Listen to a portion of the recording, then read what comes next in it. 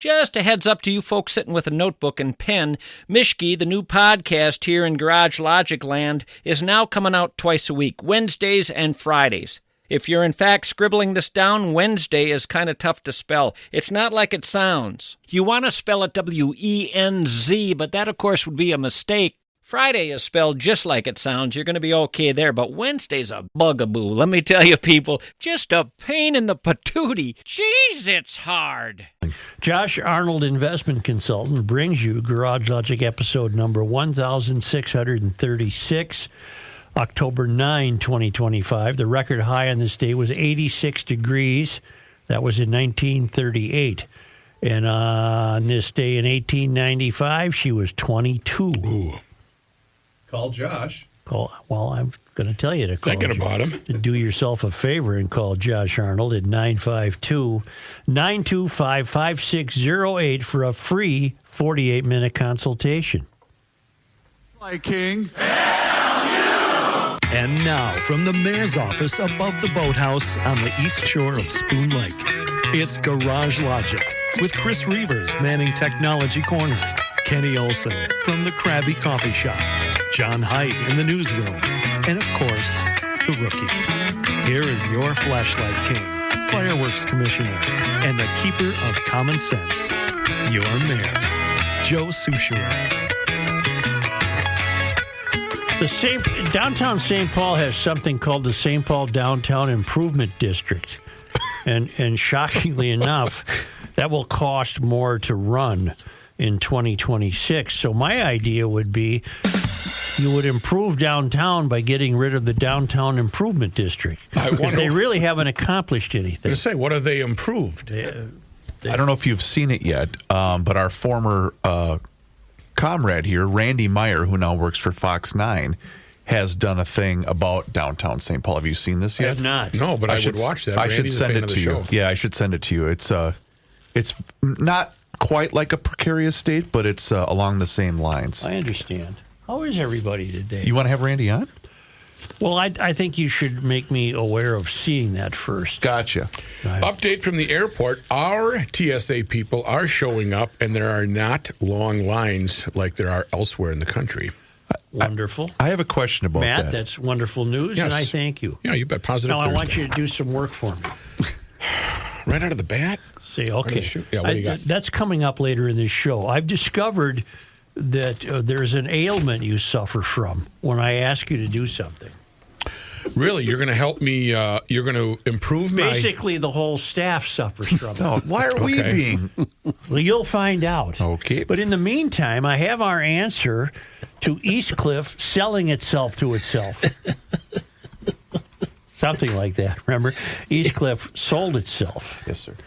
And Rick Schmidberger. That's a neat You're like name, the evil. Schmidberger. You're the evil genius that surrounds himself with idiots, aren't you? Yeah. You're going to stick a pencil in our eye, and we're just incompetent. We never live up to your hopes and aspirations.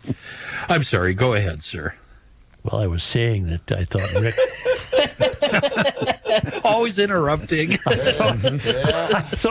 I was saying that Rick Schmidberger has a neat last name. That's kind of a neat name, Schmidberger. That sounds like a name Rookie would make up throughout the course of a conversation. Hail the Flashlight King. Hail you! In regards to the sale of Eastcliff, for my research, the University of Minnesota Foundation is a 501c3 nonprofit organization, and they hold a tax-exempt status from Ramsey County for property taxes. Like Reavers said, this has to be tax reasons. Did you actually say that, Reavers? Yes, I did. Uh-huh. I know it's I rare that think- anyone listens to me. Right. I missed it. No, I'm going to continue with his note. Yeah.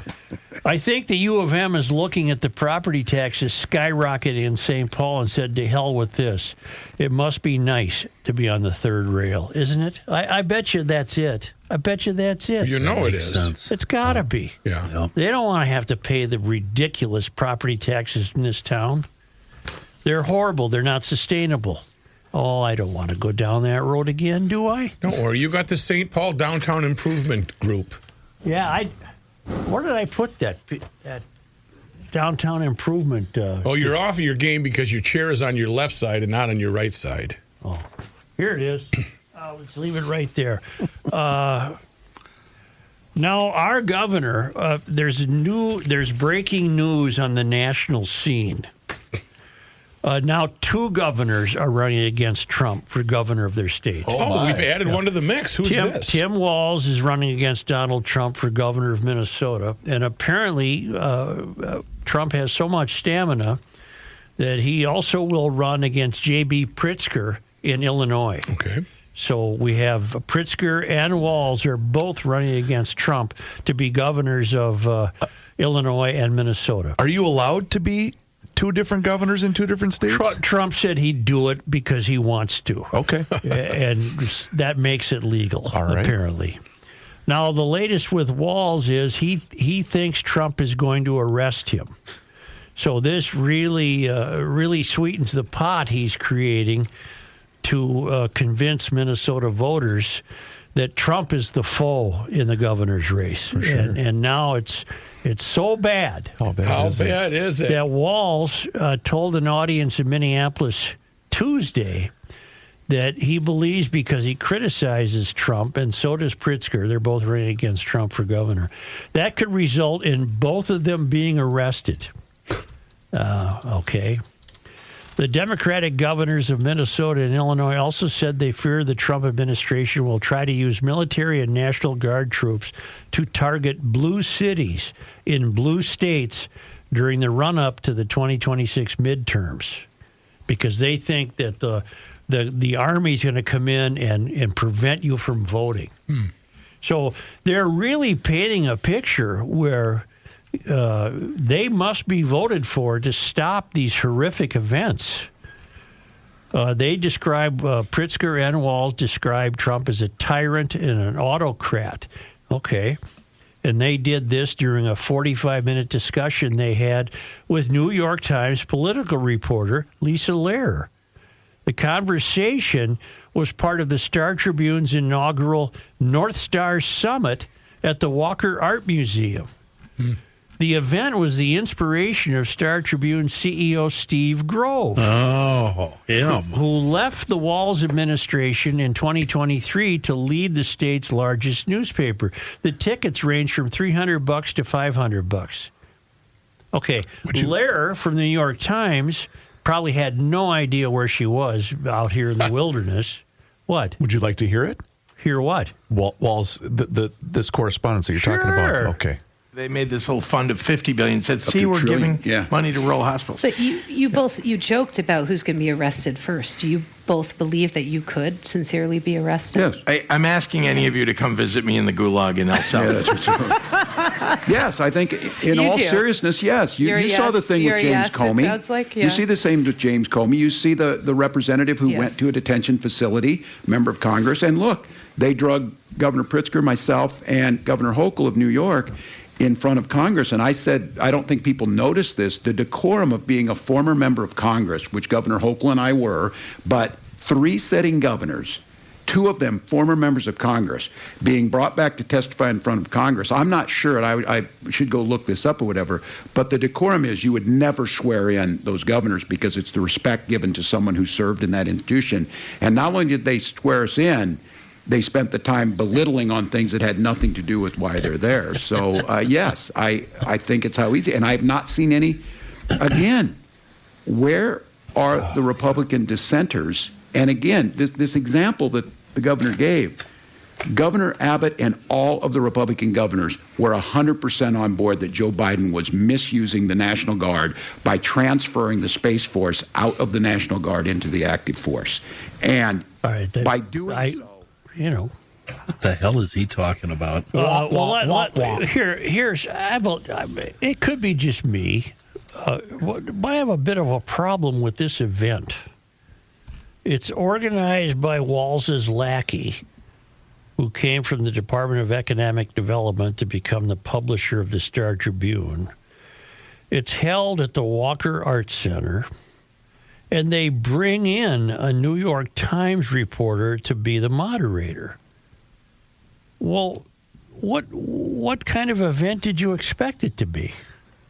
It was Trump, it was Walz and Pritzker having a campaign event for governor of their respective states against Trump.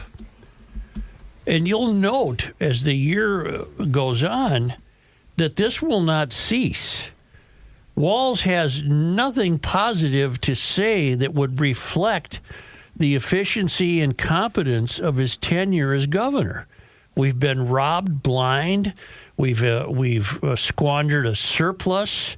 We're building an unnecessary new office building. There is nothing he can point to except Trump. I mean, he's on solid ground there.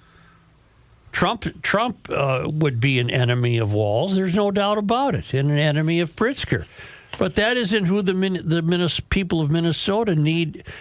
That's not the information they need to select a governor.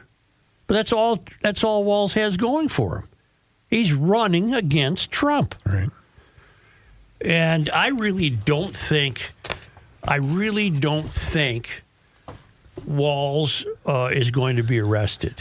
I just don't think that. Neither does he, by the way. The problem is how many people actually believe him. That's where I was going to go, Ken, because this is clearly such another example of him and other Democrats running on the absolute ignorance of so many people. You know what might help, though?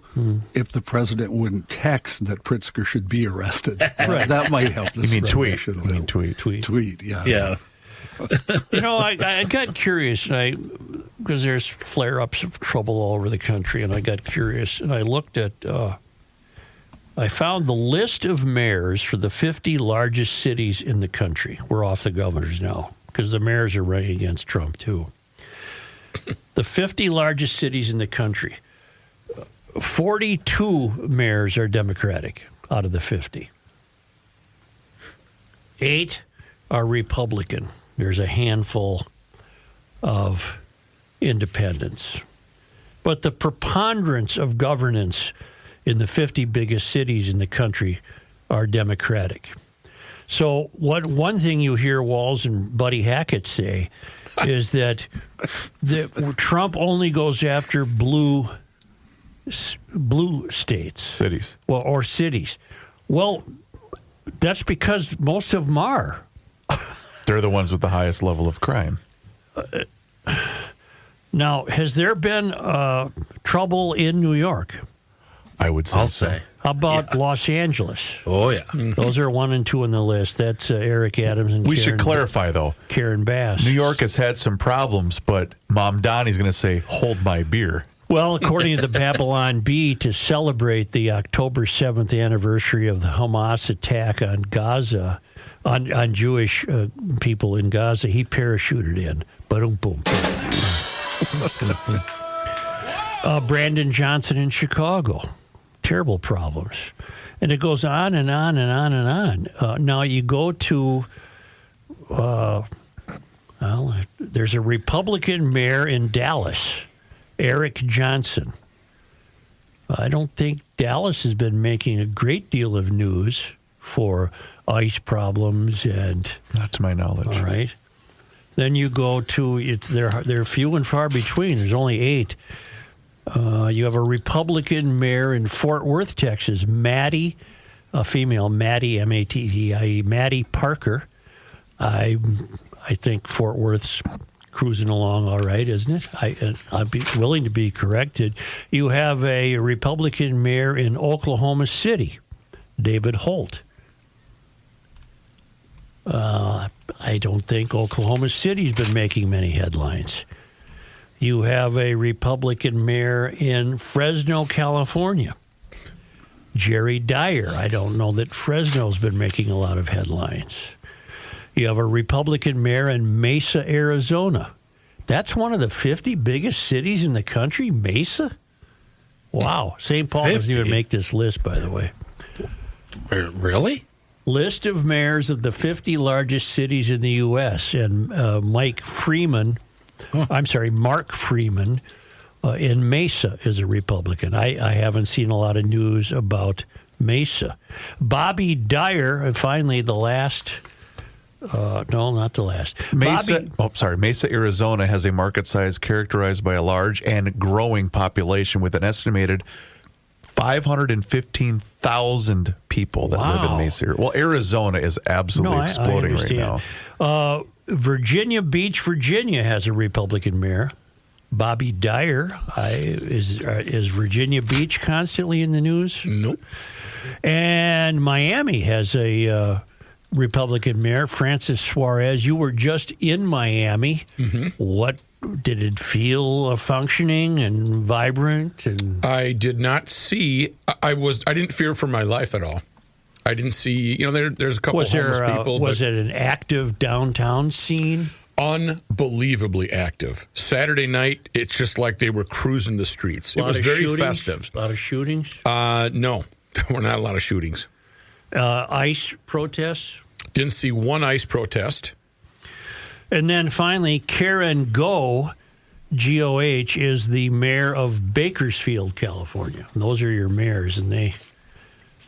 You were asking, Joe, for comparison's sake, St. Paul under the last census was 308,000, so it is 207,000 St. Paul shy. doesn't make the list. Fry made the list. St. Paul is 68 on the list. Yeah. Minneapolis is... They made the top 50. I just had it 46. Yeah.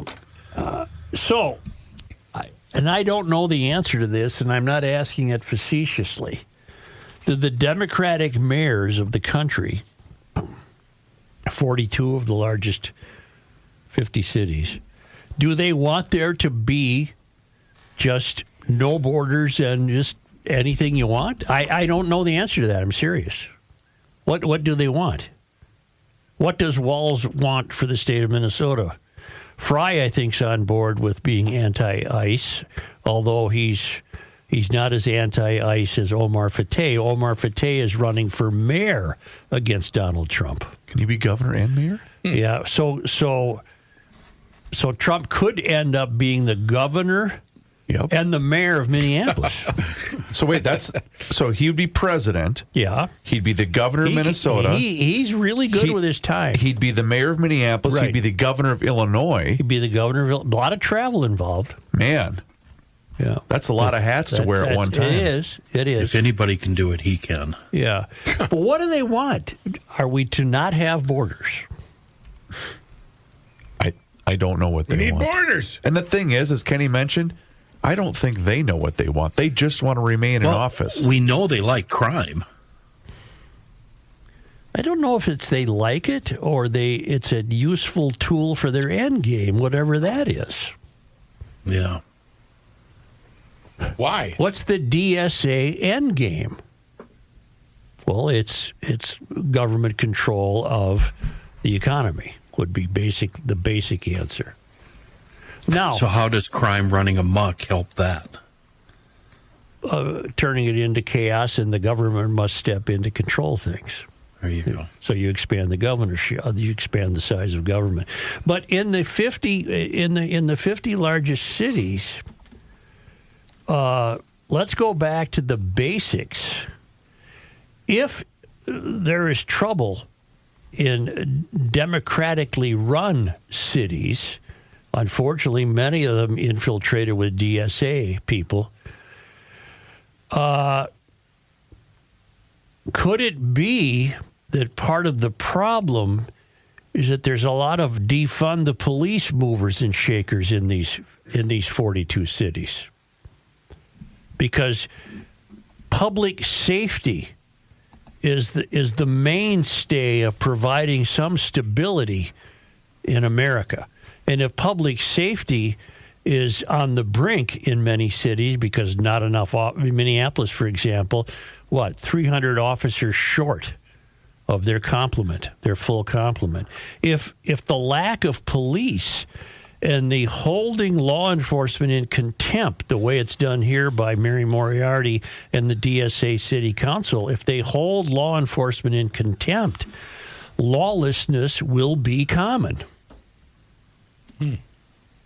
Well, remember what he told Ruben or what Ruben told you, what O'Hara told him. We just don't have enough resources. Right. They're short, and the DSA people do not want to spend money. That you have terribly young, inexperienced people determining a $2 million budget for the city. Now complicate that by their arsonists, and that's giving them matches, and they're not going to spend the money where the money is needed to ensure a sound, safe American city. Right.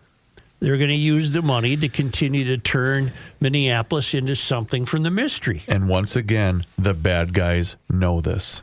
Yeah. Okay. What you got? You can find out a lot of this stuff at the Center of the American Experiment. I check them every day. I have some news on them. I'll give you that right after the break here. But if you care about what's really going on in Minnesota, from education to energy to public safety, the American Experiment is the place to check in. They dig into stories the mainstream media do not, like the real cost behind free school meals or how radical new K-12 standards are reshaping classrooms.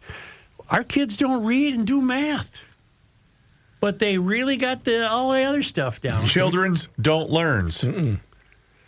You know a stat I'd like, and I bet the American Experiment could provide it. Now, you'd have to do a lot of math to make it fair. But how many kids who attend private Catholic grade schools in this country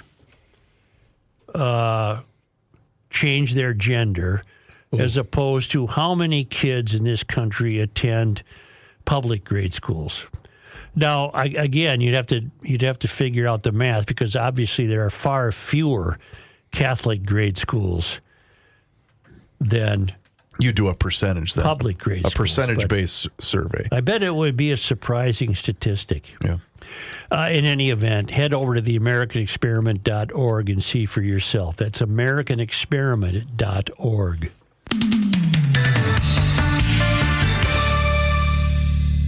Reavers here once again for my guy, Mr. Money Talk, Josh Arnold. Does thinking about retirement make you uncomfortable? Well, sometimes the anxiety from wondering if you've saved enough can be overwhelming. But what if I told you that you could ease those tensions in just 48 minutes? Well, Mr. Money Talk is going to be able to sit down with you and get you on the right track for your financial future. Josh has navigated it all when it comes to uncertain market and economic conditions, and he'll always provide straight talk, never sugar-coated advice on how to reach the finish line with your retirement goals. Don't let your financial worries give you an ulcer or keep you from calling Josh right now. His 48-minute, no-obligation consultation could be just what you need to feel better about your future. Call Josh today at 952-925-5608 and set up your free 48-minute, no-obligation consultation. That's 952-925-5608. Investment services offered by Josh Arnold Investment Consultant, LLC, a security investment advisor. Past performance is no guarantee of future results. All investments involve risk. All comments and opinions are Josh Arnold's and do not constitute investment advice. Chris Reavers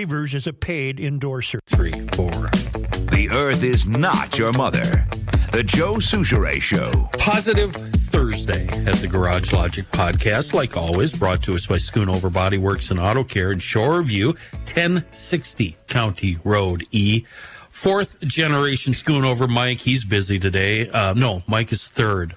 Matthew, his son, is fourth generation. They're both busy. That's what I'm trying to say. So I'm going solo. But instead of going solo, I thought that a lot of us here could gossip about the shop. Now, out of the 5 of us here on the podcast, you should take that banner off, Chris, so you can see all of us, because we're all going to be speaking here. I never get to use the Schoonover banner. All of the 5 of us here, 9 of us are actually customers of Schoonover. Yeah. So I'm counting Gabe, Matthew's son. I'm counting Dill, John's son, my son, Ben. And how many different... My neighbor.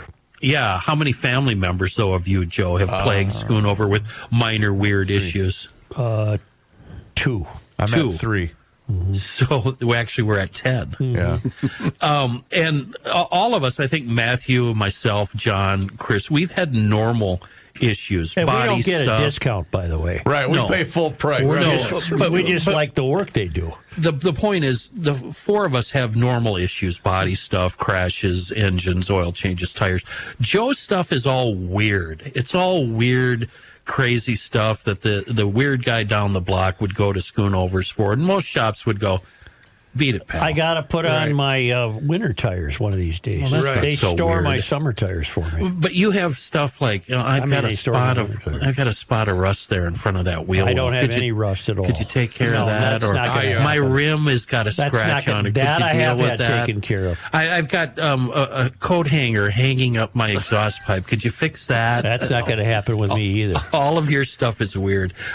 My point here is, and Gabe, you've had a lot of work done there. I have had thousands of dollars work done there. How'd that Probably work as out much as for the you? Cars. Fantastic. Yeah. Don't have a single complaint. And I can't say that about a lot of the other places I've taken a car before I knew Schoonover was the best place to go.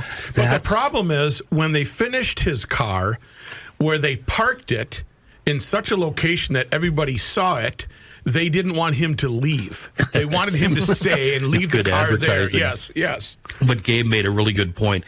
These guys treat our vehicles, your vehicles, like they're their own. These are people you can trust. They're not going to throw a little something on the bill that you won't notice. They're honest. They do amazing work. And that is why they are the official shop of Garage Logic. We all go there. We all love them. It's worth the drive to Shoreview. You can find, here's where you start. Just go to the website, schoonoverbodyworks.com. I just want to know, I want to let you guys know, full disclosure, I received a major discount when I got my work done. I don't know about you guys, but I was basically for free. See, I was just telling you. I was just telling you about the Center of the American Experiment, and I'm reading a piece that Bill Walsh had on the site today. The center raised 63 times more money from grassroots donors. Those would be contributions under $200 in 2024. 60 times more money than the Minnesota DFL party. What does that matter today? Because the DFL issued a press release yesterday calling American Experiment a right-wing propaganda and lobbying machine with ties to Charles Koch and many billionaires around the country. And Walsh says, if only that were true. In 2024, American Experiment raised $378,898 from donors who gave less than $200. The state DFL party raised $6,000 from donors who gave less than $200 in 2024. Oh, that's interesting. American Experiment is 63 times as much grassroots organization as the DFL party. And if the American Experiment is a right-wing propaganda machine, then the DFL party is a left-wing propaganda machine. The left continues to win that battle where they get to call everybody else right-wingers. Right. When it comes to them, they want to have a normal salutation. There's no reciprocation. No, you're a left-wing propaganda machine. Including the $6,000 in grassroots donations, the DFL raised $10.5 million in 2024, directly and indirectly for millionaires and billionaires from around the country. The list includes, but is not limited to, Alita Messenger, Rockefeller, George Soros, Vance Opperman, J.B. Pritzker, a.k.a. Buddy Hackett, Gideon Friedman, Barry Munger, Quinn Delaney, Gideon Friedman, Susan Mandel, Lisa Manette, Sarah O'Neill, and Eric Schmidt.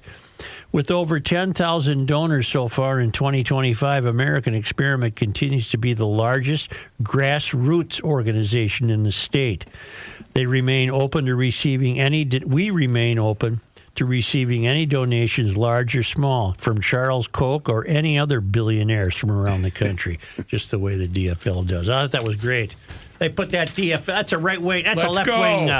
I have stumbled on to a great thought that aids us in understanding the decline of moral and ethical integrity in the country, insofar as the decline might be represented by less and less of a grasp on responsibility.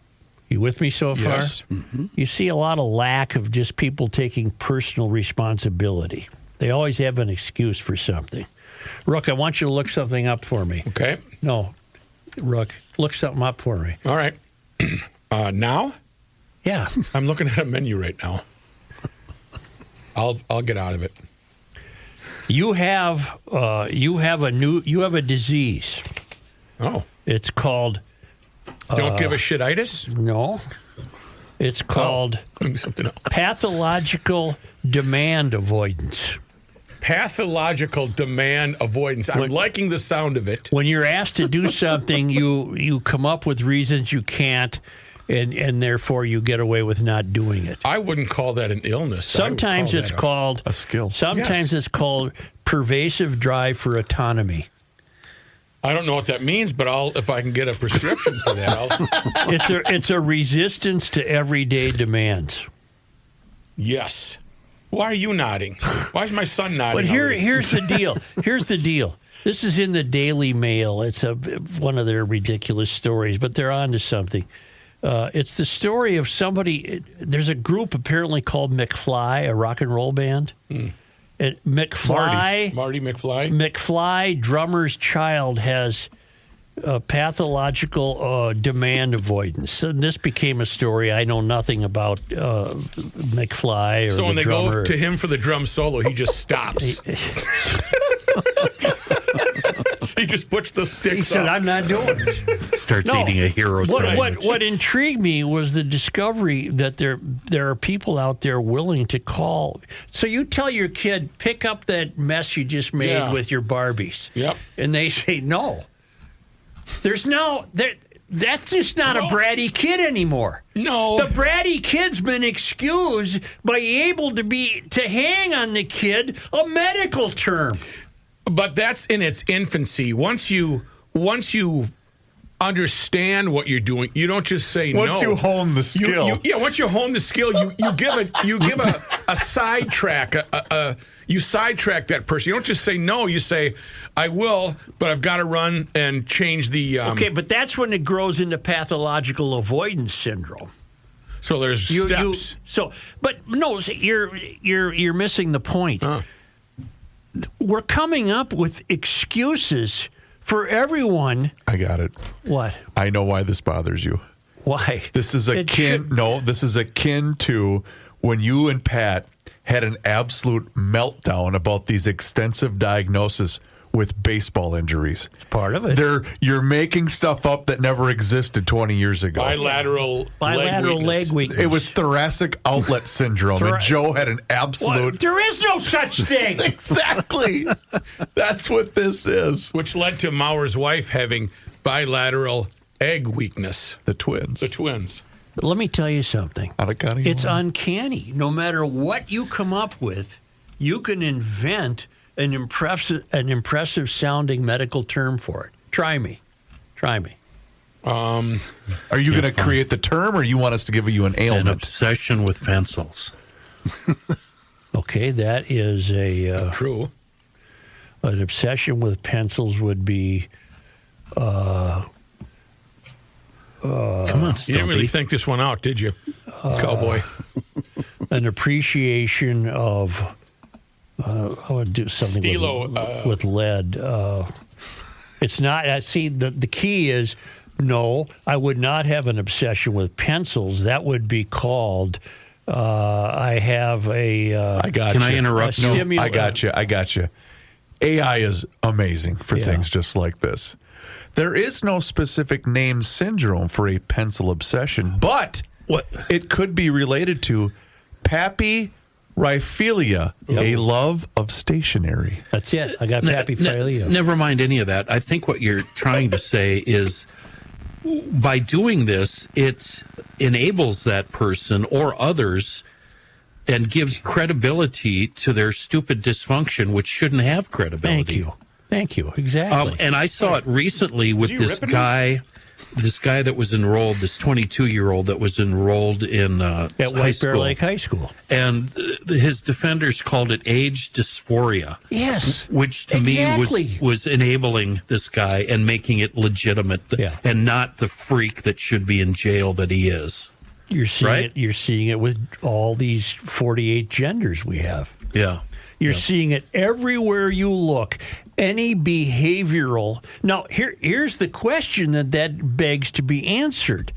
What constitutes normalcy? Wow. Nothing.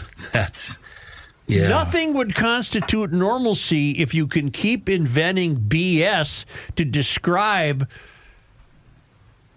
the reluctance to be responsible for something. Yeah. Okay. So You have to give it a name to excuse it. Rather than just say, the kid's a jerk, he didn't put away his Barbies. Not that this happens, because it wouldn't in my situation, but it would be as though the mother of the child who refuses to pick up her Barbie mess said, what would she say? She doesn't have to do that because he's scatterbrained or something like that. She has avoidance demand or issues. Really? What's that mean? Well, when you ask her to do something, she becomes very tense and anxious and has a bit of contrariness and doesn't want to do it.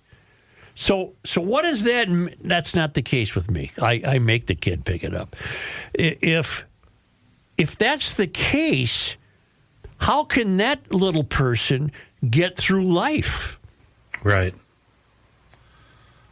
That little person, if she's excused from a basic responsibility that we would all, as GLers, consider that falls under the heading of normalcy, if the kid is allowed to skate over that, where does the buck stop? And we're seeing it in a declining culture. Is it a generational thing? Is this the children of Gen Xers? Or even younger people? Is this the result of participation trophies? That's part of it, but a persuasive drive for autonomy dates back to British psychologist Dr. Elizabeth Newson in the 1980s to describe children who wouldn't pick up their stuff. Yeah. Is this reverse psychology where... Well, they tell you how the best way to handle this is low pressure and flexibility that give the child more autonomy, using indirect language, humor, and collaboration rather than strict rules or commands.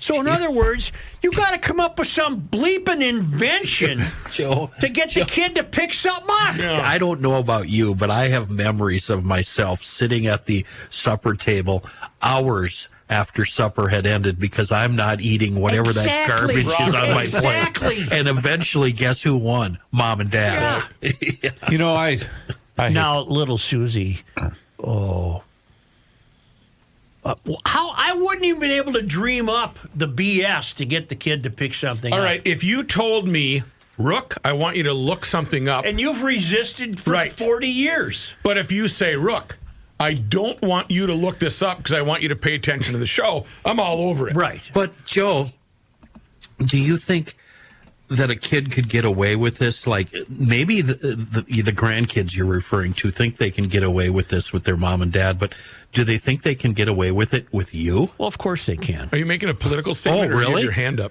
So they think that they can get away with the same crap with you that they can with their parents. I got a 2-year-old who, when she leaves the house, says, "Bye, butt face." Oh, wow. I love that Well, kid. she learned that from the four of us. She got that from the you know, I hate to be this guy. Actually, I don't hate to be this guy, but I think you're missing the point here entirely, Joe. Yeah. Think of what this condition that Matthew has been suffering from for all these years. Pathological demand avoidance. Think of what it's done for you. It's been an inspiration. And Anna, you want to know why? Why? You would never have the story of him measuring his head. Yeah. You would also never have the catchphrase, "one day closer." Yeah. Maybe you should throw on the brakes there, Chris. Of course, That's hitting a little too close. Of course, we have to throw in autism here. You yourself are. Of course. Yeah, of course. Matthew just had a longer run with the mayor than I have. So, in other words, what you have shrinks out there willing to do and parents willing to buy it is that they're willing to come up with anything that excuses a lack of responsibility. Why, though? Why do they need to do that? Because we've lost the hot, burning coal of what it means to be human. You know what? These are the people I see on the freeway cams in the morning that can't change a tire. I'm sorry. These are the same people. The parents don't want to be accused of lazy parenting. That let's say a parent brings their kid over to some other house and the two little kids have a playtime. Okay. And then when they leave, the mom who brought the kid over says, Elizabeth, help Judy pick that stuff up. No, she doesn't want to be accused of lazy parenting, so she'll turn to her friend and say, Elizabeth, we're looking into her psychopathic avoiding demands because underneath that lies some anxiety, and we're working on that. Rather than say, get your ass over there and pick that stuff up. The blocks. Boom. Okay, Mayor of Garage Logic. How are we going to change this? I don't know that it's even in our purview to change it. We have enough on our plate to change. We can't just sit here and bitch about it. We have to offer solutions. As you so crudely put it, I'm not so sure I'm bitching about it. I'm making an observation. What would you call it? Yeah, let's take a vote. Yeah. Bloviating. Yeah. I'm bloviating. Thank you. I'm bloviating. Yes. There you go. I'm bloviating that this is B as in B, S as in S. All right, Joe. The kid won't pick something up. The kid's a slob. End of story. I think we should offer solutions, and one of my solutions is upside the head to that kid. No, I'm not going to say that. I don't want kids hit. That's I draw 50 the line. years too late for that. Well, I don't care if a parent spanks a kid, but I don't want teachers hitting kids. I told you that. I've been through this. Because I was hit all the time, and that's fine. Didn't bother me. No, not at all. Didn't do any good. As it made you a neurotic mess. Completely normal. Truth be told, in full disclosure, the only kids I ever saw that got tagged were the ones that deserved it. I never got hit. I'm sure I did deserve it. Oh, what'd you do? No, brother, you're wrong. No. See you next summer, Lenny. Yes. But I didn't want my kids to be hit. I see. And they're fine. Yeah. They have a demand avoidance. No, but their kids call you butt face. Yeah, they do. And that's fine, too. I don't care. Because, see, if under this topic, if one of these screwball parents heard a kid say to somebody, goodbye, butt face, they'd probably think they had a problem. Sure. That's not a problem. The kid's being a smartass. That's not a problem. Goes with the They're territory. supposed to be. Right. Did we solve anything there? We didn't solve anything except we are dreaming up ways to avoid personal responsibility. That is true. And we're giving them medical and psychological terms, and it's absolutely absurd. Well, sometimes I think honesty helps, like the day where I was minding my own business, laying on my hotel bed, and you called and told me to get down to the state capitol, and I simply said to you, no. Yeah. No. That's demand avoidance. No, that's just having a sturdy constitution. That was just Kenny, and all that meant for me is I had to call somebody else. Not putting up with your nonsense. Yeah, well, that's fine. What am I doing here? Buttface, what do you got here? What are you going to tell us about? I'm going to tell you to get your garage door fixed. Making noise, Buttface? That's not for you. That's for her. Oh, we don't have now that. My freedom. avoidance syndrome is kicking in. Yeah. No. Whatever you called it. God help me. What do you got there, Joe? I just want you to take care of your garage door while the weather's good. Yeah. Trying to do you a favor. Help me. You don't want to stand out there in the dead of winter and that baby has failed on you. If you need a new door, call Precision Door. Or go online, precisiondoormn.com. They have models for doors for every budget, and right now GLers get $100 off a single door, $200 off a new double door. They send out a designer that's free. You can increase the value of your home, save energy, provide better security. If you love your current door and she's working fine, but she's getting a little noisy, making some racket, you might want to book a noisy door tune-up special for $149. This special includes a 25-point safety inspection and diagnostic. Get ready for the cooler weather ahead. Annual maintenance reduces future wear and breakdowns of your garage door. Book online at precisiondoormn.com or call Precision Door at 612-263-6985 to schedule your free on-site new door estimate or book a noisy door tune-up special with Precision Door.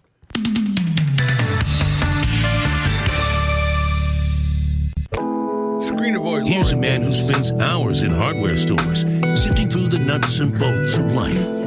Joe Souchere. Let's talk about We Are Nuts and WeAreNutsMN.com, a wonderful family-owned operation based right here in Minneapolis, Minnesota. Great hand batch snacks that you can select for yourself at WeAreNutsMN.com. I'm trying to pull up an email that I got. Here we go. This was from Stuart. Hi, Chris. The other week, I decided to renew my membership at the New Richland Sportsman's Club and went to the local Muni to get my paperwork and pay for the card. As I was completing my transaction, I looked to my left, only to find myself staring into a jar of maple bourbon toffee almonds. Here is my opportunity to finally try them all to myself. They are good. Oh, they are very good. Sadly, they didn't last very long. So I went to We Are Nuts website thinking of ordering more and noticed the Nut Finder drop-down menu. Well, New Richmond is the next town west of me, but I rarely make that trip. I typed in the zip code for Owatonna and found 2 places that I could get them on my way home, neither being places that I frequent ever. The drop-down menu continued with places near Owatonna, and the first on the list was Steve's Meats in Ellendale. Perfect! I've been to Steve's Meats in Ellendale, by the way. That's a great stop. Anywho, We Are Nuts is the great place to select your snacks. And you know what? Right now is a great time to order those holiday tins for your employees, for your staff, for clients, whatever it is. It's a wonderful family-run operation, as Joe's looking at his watch. And you can see for yourself, just like Stuart did, at WeAreNutsMN.com. Here's John Heidt. Thank you, Joe. This news brought to you by North American Banking Company. I should confess, when you start saying any mention of music, you lose me for a while. So I went and looked up McFly because apparently it was their drummer. Their kid's got avoidance demand disorder. They're huge in Great Britain. Never heard of them. They had #1 albums in 2004, 2005. In 2020, a #2 album, a #2 album in 2023. 18 top 10 hits and 7 #1 singles since 2004. They also, Rook, help me. Didn't they have a help with his cousin You're not supposed to Barry? do that. You're not supposed to do that. Johnny, you got to do the news here. Let's go. I'd rather talk music. I know, but we're not talking McFly. It's your cousin Marvin. They are named after the movie characters. You probably figure out. So Back to the Future. Yeah. All right. Let's move along here, shall we? To the serious stuff. In news, a letter with more than 750 signatures of Minnesota clergy delivered to Governor Walz yesterday, urging him to call a special session on gun violence and specifically a ban on assault-style weapons. The clergy who assembled on the steps of the Capitol say they'll do the same thing for several days.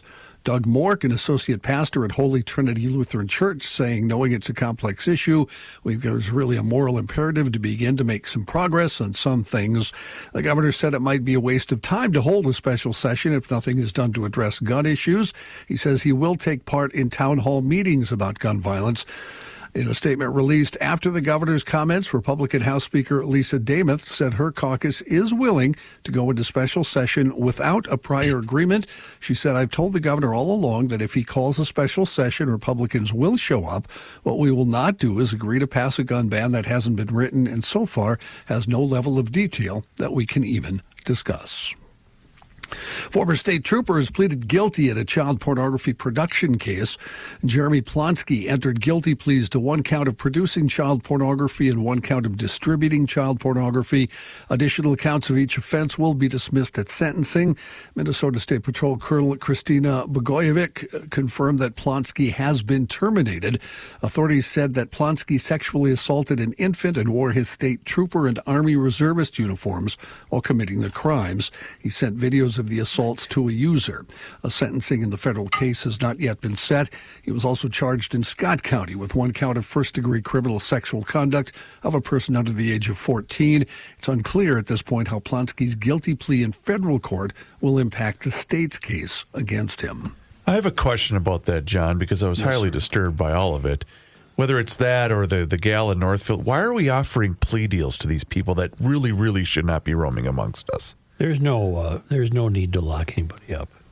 But but this isn't many. I mean, I don't get it. What? I don't know. All right. Anoka County is suing the Department of Transportation. They're trying to block $6.2 million of transportation grant money from going toward a pedestrian bridge over the Rum River Dam in Anoka. The bridge is championed by DFL House Leader Representative Zach Stevenson, would be just the first piece of a larger installation that would eventually include a lock for boats and a whitewater surfing area.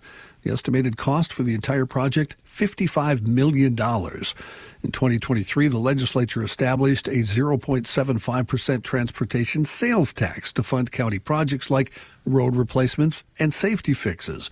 Anoka County Attorney Brad Johnson said Stevenson misused the legislative process to divert more than half of the county's share of the tax revenue to the city of Anoka for what he called a pet project, rather than to address infrastructure projects that benefit the county at large. Spokesperson for Stevenson declined to comment on the lawsuit, instead pointed out the measure was included as part of a larger transportation bill which passed the bipartisan support in both chambers of the legislature. However, during debate on the House floor back in June, Republicans representing Anoka County staunchly opposed the use of the county's transportation funds to finance a pedestrian bridge crossing over the Rum River within a quarter-mile span. That would be the third pedestrian crossing in a quarter-mile span. Shouldn't we worry about pedestrian bridges, boat parking, and river surfing when absolutely everything else has been taken care of? You would think. Yeah. Absolutely everything else. Last on the list. And you got so much money laying around, you think, you know what? What the hell? Let's go surfing on the Rum River. Well, the other great part about this, and I know you guys probably haven't spent a lot of time in downtown Anoka, that area is beautiful right now where the dam is. Perfect place just to go visit. I can't picture where this dam is. It's right on, if you drive through Main Street, Anoka, where all the businesses are and everything, before you get to 169. I see. It's right there, and it's gorgeous. There's a lovely park there. It's perfect. They have small bands and stuff there in summertime. Yeah, you can wander around Anoka with a beer bottle in your hand. Yep. What a great Stevenson's town. trying to steal your taxpayer money. Yeah, you don't need this. No, this is not needed. As a news guy, I'm not supposed to do that editorializing. No, you can't. Everything else has to be taken care of. Yeah. Lowering taxes, getting fiscally sound, everything has to be done. Then you worry about going surfing on the river. So you're saying downtown Anoka much different than downtown Andover? That's a concept. Much more fun. If I was living in Minneapolis and I didn't like it, I would move to Anoka. Well, it seems like a cool spot. Okay, Kenny. We don't want you. Sorry, Kenny. Don't take it personally. But don't worry. Kenny, we'd take you and Jordan. Can we continue? Sure. Please. By all means. I think we all, I've talked to all of you here. We all shop at Quick Trip, correct? I'm a big Quick Trip fan. I love it. Yes. Well, if you do, you can now leave your pennies at home. Really? The La Crosse, Wisconsin-based chain has become I've the first been there. Major convenience store to begin phasing out the use of the penny. It will now, if you use cash, instead round purchases down to the nearest 5 cents. Oh, boy. According to a company news release. That move follows a directive from the president earlier this year ordering the Treasury Department to stop minting pennies, citing their nearly 3-cent production cost for every penny. The president of Quick Trip ordered the pennies? No, the president. Oh, I see. I see. I don't think he has that kind of power. Right. Well, neither does the president of the U.S., actually. Only Congress can actually eliminate the form of the currency, and they have now introduced a bill to get rid of the penny. See, I'm not anti-penny. It doesn't bother me. Yeah, but when it costs 3 cents to make a cent, you're just wait. So the previous story, you're mad that we're wasting government money. That's millions to build a surfing tower. Okay, surfing. Boy, it's hard. Wait a minute. USA. Joe has a point here.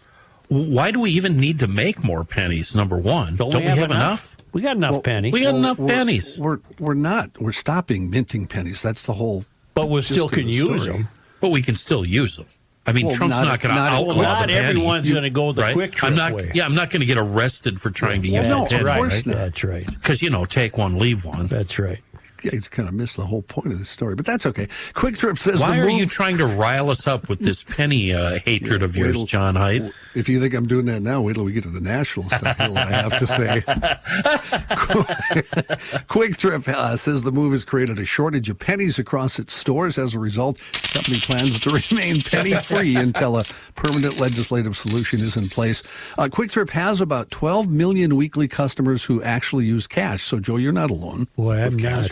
12 million. Customers who opt for credit or debit cards, well, you'll still have to pay the exact amount on your bill. See, a cash person is rewarded here. It's true. Yes, I mean, you are correct. You could save 2-3 cents. Yes, that's right. Yeah. Why don't we take a quick break here? Some national and international news after we hear from the mayor of Garage Logic, who has a big announcement for us. Oh, boy. You love how I waited to hand it to him because I knew the second I handed it to him, he would read it in the middle of the newscast. Well, let's go up Johnny Height's way. Oh, yeah. We have a new GLer of the week. Who's that, Joe? Gets the maple syrup. Yep. Masters Maples. Larry Arneson of Champlin. Hey, Larry. Right on, Larry. Where do you live? Are your current address? Here is his address for the prize pack. Where's the last address that we have? Yeah. Let's hope he still lives this there. Guy might live in Hawaii. We have no idea. Fantastic. Congratulations, Larry Arneson of Champlin. You are this week's GLer of the week, and you'll be getting that gift box from Masters Maple.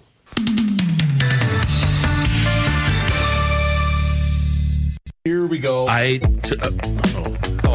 Sorry, Never Ken. mind. I'll ask you off the air. Sure. We'll save it. Here's a guy. Here's a guy. You cannot stop him. He'll just make a move. Joe Souchere. Hofferman Water and Connecticut is here to solve all of your water emergency needs. And here's the thing. You got to get on that schedule first and foremost and have them come out for that free water analysis. You do that one of two ways. You can go to their website, which is hoffermanwater.com. And as long as you're on that website, you can see every single water treatment system that they have to offer, or call them directly at 612-895-2440. You know, it's funny because they cut down on your salt usage. I bought 10 bags of softener salt from the baseball fundraiser in Jordan, realizing, well, this is going to last me like 5 years because that's how little salt we use because of Hofferman Water and Connecticut. And it has made an amazing difference in the quality of my water. And it will do that for you as well because I started out as a customer of Hofferman Water and Connecticut. So once again, call them directly, 612-895-2440 or visit HoffermanWater.com. Hofferman Water has been proudly serving the state of Minnesota for over 50 years. Do me a favor and mention that you heard about them on the Garage Logic podcast. Johnny? Thank you, Chris. In national and international news, the first step in a phased deal between Hamas and Israel to end the war in the Gaza Strip has been reached, according to President Trump. The announcement comes one day after the second anniversary of that attack by Hamas and other Hamas-led groups that killed nearly 1,200 Israelis. While full details have yet to be released, the deal reportedly follows a 20-point plan from the Trump administration. It would see the return of 48 hostages, about 20 whom are believed to still be alive. In exchange, Israeli forces would begin a withdrawal from the 140-square-mile region, with aid beginning to flow to its 2 million residents and Palestinian prisoners returned by Israel. The prisoner release could happen as soon as Monday if the plan is actually implemented. Even with the agreement expected to be finalized later today, Israeli strikes continuing, with explosions being seen Thursday in northern Gaza. There were no immediate reports of damage or casualties. The president is undergoing a medical exam at the end of the week, according to a statement released this morning from the White House. The White House called Friday's visit a routine yearly checkup, but it's the second time this year that the president will have an exam at the medical center. Back in April, he underwent what was called a routine exam, where his doctor said he was in excellent health. The Pentagon has investigated nearly 300 Defense Department employees, including service members, civilian workers, and contractors, for comments appearing online after last month's shooting death of Charlie Kirk, according to documents reviewed by the Washington Post. The sweeping ongoing inquiry, which has resulted in a smattering of disciplinary action so far, follows the directive by the department's political leadership to silence criticism of the prominent figure who was unabashed in his views and support for President Trump. Pete Hegseth and his political political staff have argued forcefully that speech celebrating or mocking the Turning Point USA founder's death is itself an illicit partisan activity subject to disciplinary action up to and including termination. Getting back to Trump's physical, I bet this time he'll also be in excellent health. I'm just going out on a limb. Tremendous health? I think so. Okay. Yeah. Good bet. President Trump spent part of yesterday afternoon hosting a roundtable that highlighted the impact of Antifa protesters.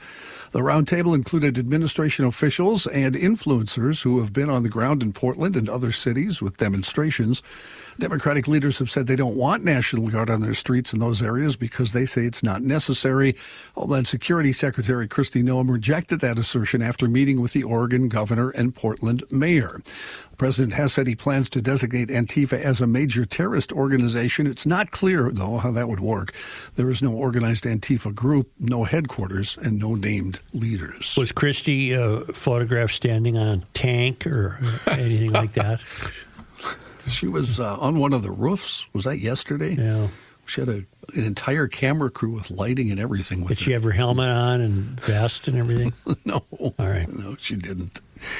There is a lawsuit against ICE in Chicago, accusing them of using violent force because a reverend was apparently hit by some rubber bullets. The American Civil Liberties Union of Illinois filed the lawsuit this week, accusing ICE of escalating violence against protesters outside an ICE facility in Broadview, Illinois. You've probably seen the videos that are all over social media from a protest a couple of weeks ago. It includes shots of the Reverend David Black being shot and pepper sprayed, hit at one point with a pellet projectile from a roof. Black has posted video himself from the incident, accusing agents of assaulting him. He's the pastor of the Presbyterian Church of Chicago. Who was the hell-raising priest in Chicago? His name escapes me. In the old days? Huh? In the old days, you mean? No, within the past 10 years. Oh. Shoot. I wonder if he's even alive. I can't think of his name. I actually have a really simple idea on how we can avoid situations just like this. I don't think we should have borders. I just think let everybody be. Well, how about let's just stop protesting and let ICE do its job? Either that or abandon ICE and just have as many people come into the country as you want. Father Gork? No. Grork? No, never mind. I'll know it if I hear it. Year-end figures from the Congressional Budget Office were released yesterday. The Wall Street Journal reporting control of the White House changed, but the budget picture has pretty much stayed the same. U.S. collected $195 billion in customs duties, more than double the prior year. That doesn't capture the full jump because tariff rates only ramped up in April, halfway through the year, so there should be more money coming in from that. By one CBO metric, net interest on the public debt, though, topped $1 trillion for the first time, more than the country spent on Medicare or defense. For every $5 the government collected in taxes, about $1 went to pay interest.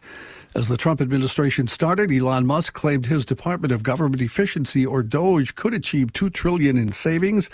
That didn't happen and didn't come close. DOGE did claw back some grants and fire some probationary employees.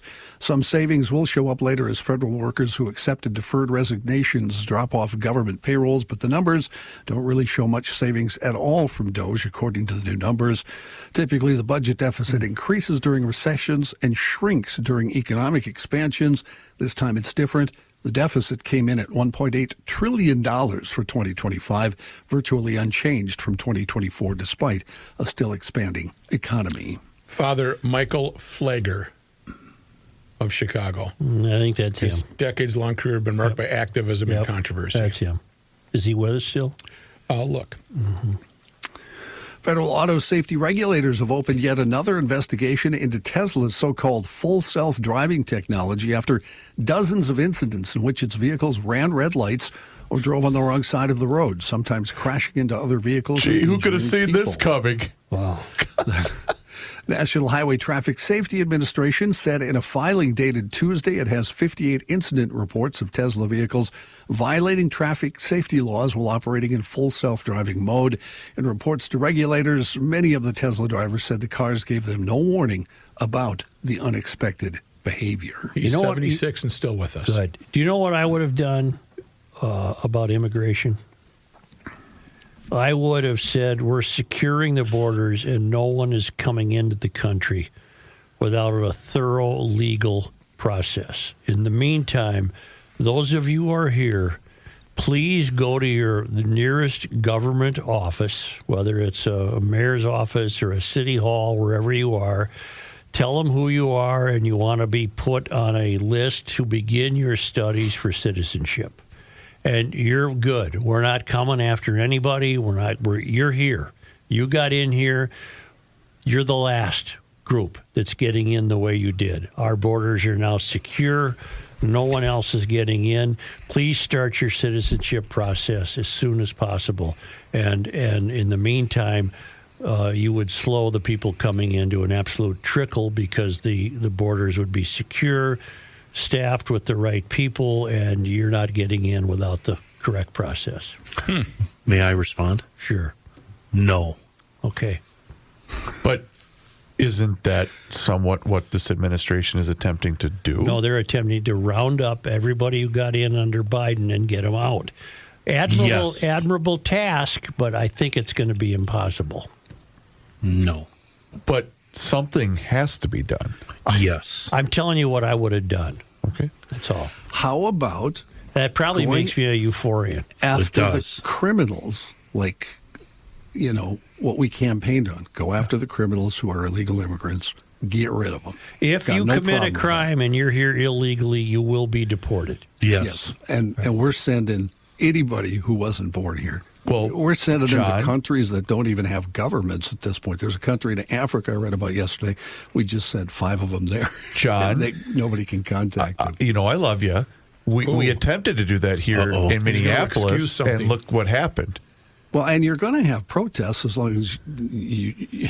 Because you're being protested by people who believe this should not be a country. And you're also dealing with police forces and mayors and governors who are refusing to cooperate with that very attempt. Okay, mine's a win-win. You're saying to the people here, you're here, you got here illegally, but you now have the opportunity to become citizens. But our borders are closed and they're secure. You've preserved the country and you've appeased the Mysterians to stop protesting. Are they all on the same level playing field? What about somebody who came here 10 years ago and has been working and has been a solid, citizen, but still illegal? No. What about that person? Is that person higher up on the ladder? That person gets to stay.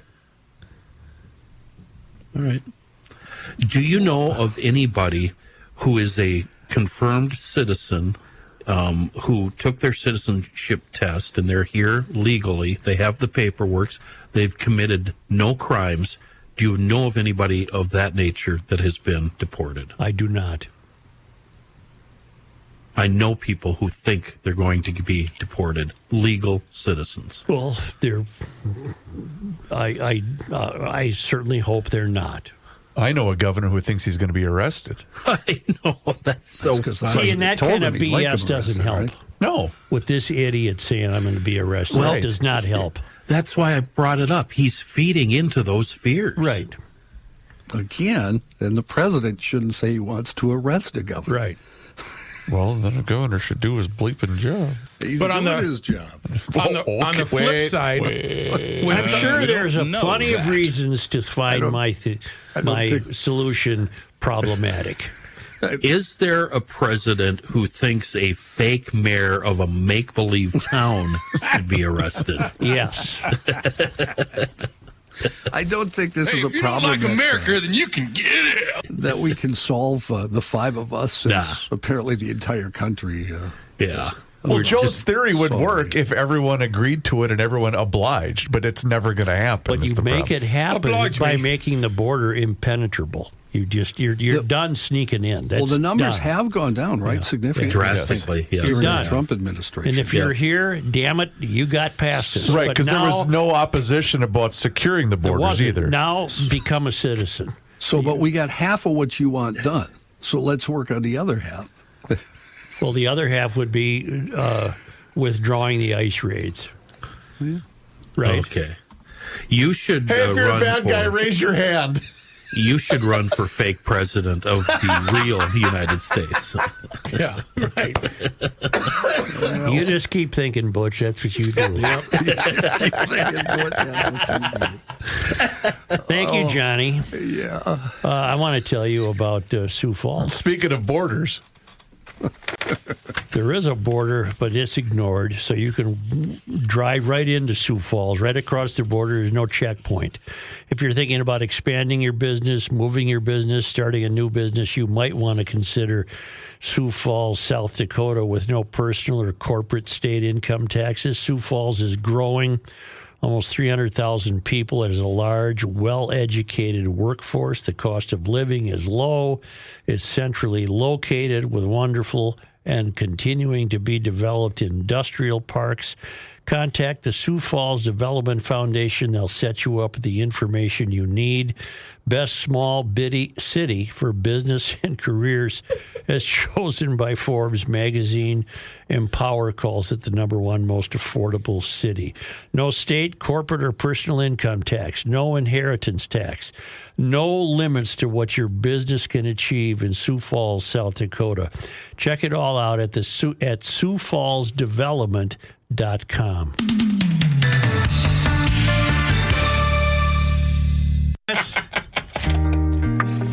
here's a guy that's ready to go.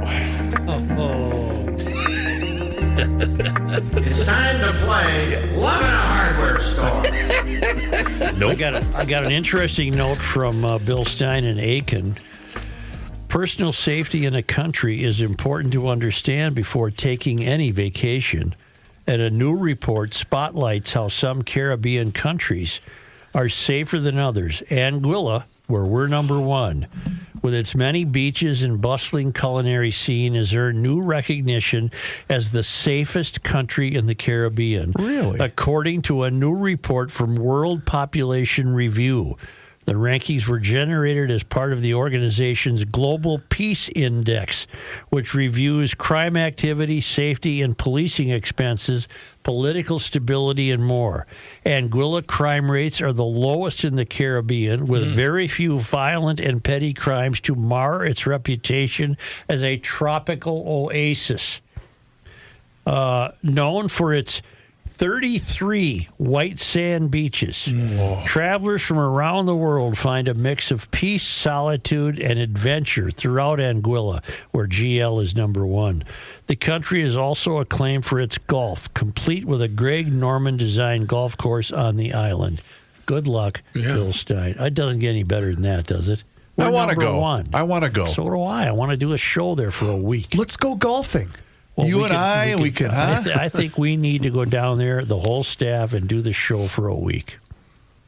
We should start thinking about taking Fridays off. The trick is to get somebody to pay for that. That's true. Only because they come to us all the way from Barcelona, Spain, where I hope the traveling Lymans are hunkering down because the Barcelona region of Spain is going to be suffering some severe weather. Really? I was noticing on a radar map. On this day... Joe, today is October 9th. Well, on this day in 1846, Jacob Schmidt was born in Bavaria. Schmidt opened a major regional brewery in St. Paul in 1855. The Jacob Schmidt Brewing Company was just horrible beer, was bought by G. Heilman Brewing Company, which in turn sold the brewery to Landmark Brewing in 1992. I think all of it's gone now. On this day... Does Schmidt still exist? No, at all? Not that I'm aware of. Oh. On this day... October 9th. In 1876, at a Kandiyohi County rally to support greenbacks rather than gold as the national currency, candidate for Congress Ignatius Donnelly gave a speech. Boy, that's not much in the way of history, is it?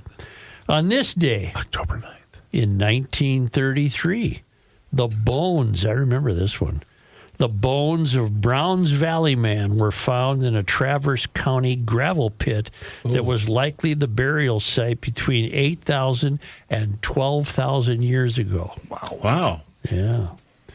On this day... Joe, today is October 9th. In 1949, a statue of Leif Erikson called Discoverer of America and sculpted by John K. Daniels was dedicated on the explorer's holiday, the result of a 10-year fundraising campaign by the Leif Erikson Monument Association. The 13-foot bronze statue was located on the grounds of the Capitol in St. Paul.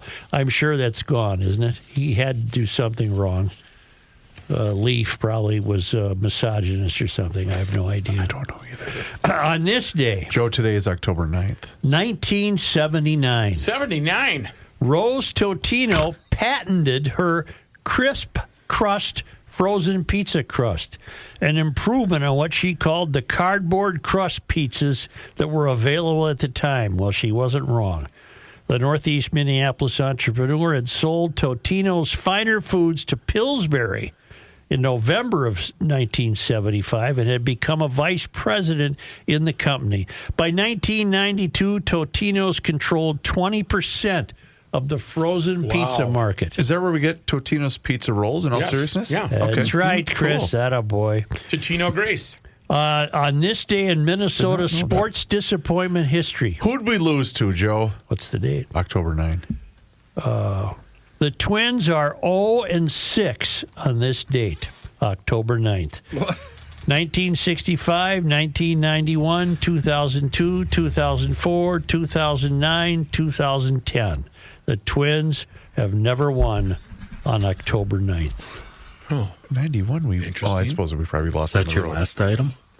No, Kenny, it isn't. well, Can I have another date, please? Joe, today is October 9th. 2004, the Twins lost to the Yanks in the ALDS. On this date, October 9. 2009.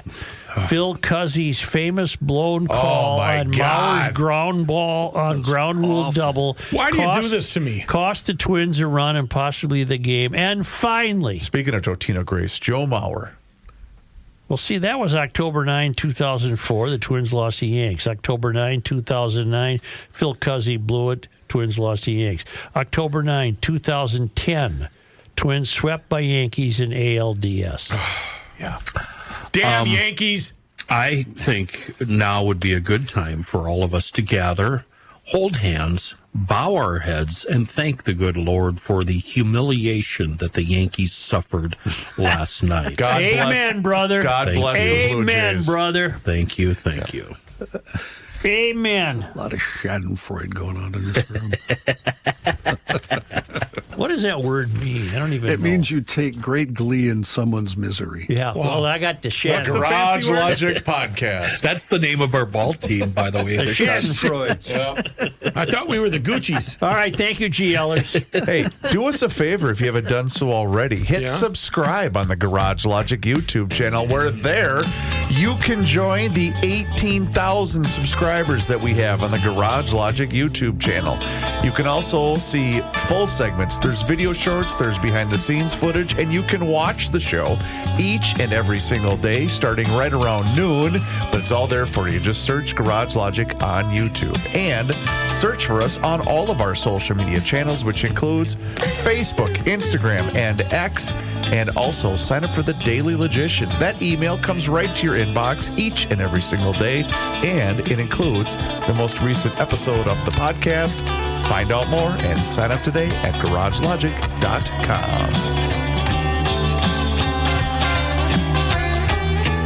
It's time once again to check in with our guy, Mr. Money Talk. Josh Arnold is with us once again right here in Garage Logic, and now is the time for you to do the same. So do not delay. Do exactly what I did and pick up that phone and dial 952-925-5608. That number once again is 952-925-5608. When you call that number, you're going to get Josh, and he is there for you for that free, yes, I use the word free, 48-minute financial consultation with absolutely zero obligation. And he will always give you the straight talk. He will never give you the sugar-coated advice. And he is on the line with us once again right here in Garage Logic. And Josh, yesterday it was all about football, but today we're talking hoops in China? Hoops in China. You know, Chris, I have always focused my investment strategy around four themes: internet-related companies, leisure-related companies, China-relaed companies, and real assets, which would include investments in real estate. And of course, part of my strategy, we do some short-term trading. And what happens in my client's accounts happens in my account. As I'll say, the Arnold family money represents the largest share of the asset base of Josh Arnold Investment Consultants, registered investment advisor. So, and yesterday we talked about football-related investments and the impact on sports betting and the prediction market. Today, basketball is moving back to China. Let's say live basketball is moving back to China from the U.S., with the NBA showing 2 nights of preseason games in Macau. Now, these are not the top teams. It's not the Lakers or the Timberwolves playing. It's Brooklyn Nets playing in Macau. And the NBA has been, brought back live to China under the, with the impetus from the new owner of the Dallas Mavericks, Patrick Dumont. Patrick Dumont is, the next CEO of Las Vegas Sands, which was probably one of the early U.S. investors into Macau through Las Vegas Sands. Actually, it was Dumont's father-in-law, Sheldon Adelson, who took Las Vegas Sands from Las Vegas to Macau, as well as other countries, before abandoning their properties or selling their properties in Las Vegas. The remaining 2 were the Venetian and I think it's Palooza. But Patrick Dumont's Las Vegas Sands and the owner of the Dallas Mavericks is pushing live basketball or NBA basketball back to China as the NBA seeks to expand in what they see as the second largest basketball market in the world. The Chinese love basketball, and this could be a huge thing. This Chinese want to expand Macau from a gambling center to more of a resort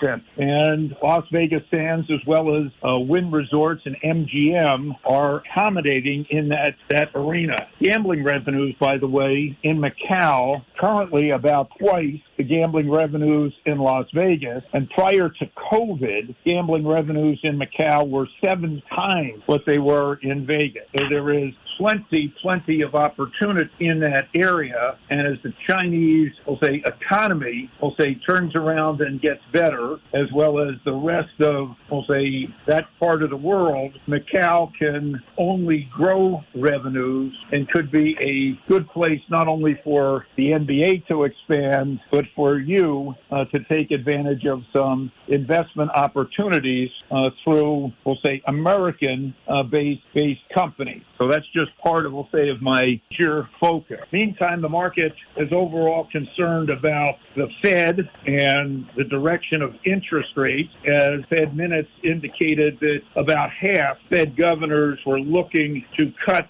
rates an additional 2 times before the end of the year. Of course, data pendant, and there are still big concerns about government shutdown as the Senate Dems and the Senate Pubs, continue their fight. Senate Dems have said we're not moving unless the Senate Repubs agree to an additional $1.5 trillion in spending, supposedly, and I say supposedly, aimed towards health care. Now, in some aspects, the Dems do have a point, as the big, beautiful bill did reduce health-related, expenses, but the Dems don't have a point. They were the ones that the end date for COVID-enhanced ACA benefit when they passed Inflation Reduction Act just a couple years ago. Now they are using that as a cudgel, we'll say extract additional, supposedly, and I say supposedly for health care. Health care costs, as we all know, are going up. But the subsidies that were extended for COVID are supposed to end. And the Republicans have said,